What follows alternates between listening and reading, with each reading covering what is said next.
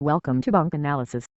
For this episode of Coast to Coast, I wish to analyze the guest on the second half of the program.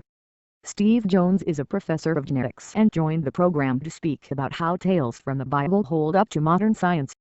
Dr. Jones admits that the book of Genesis does not describe the Big Bang Theory but otherwise is a good description of how things got to be the way they are. Yeah, maybe a minuscule amount of things. I would not place my bets on the idea that someone could live over 500 years. The idea that humans might have a common ancestry. In essence, the Adam and Eve hypothesis makes sense given human populations started out small and it is possible for species to become severely endangered. This, and the fact that various elements of our physical world came before humanity, are probably the only scientifically valid statements in the book. It's a great story, but now we have more sophisticated ways of understanding the past, rather than reading the book of Genesis.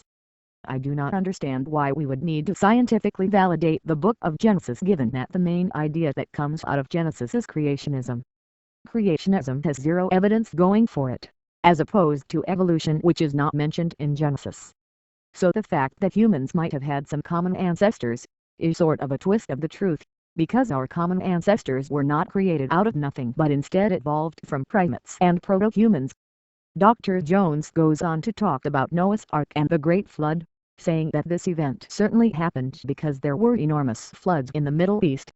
Sure, a localized flood might be possible, but a 40-day flood covering the entire globe is not.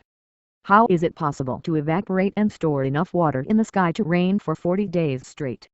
It is just not possible. So the story of Noah is definitely an exaggerated story, not something to be considered scientifically possible.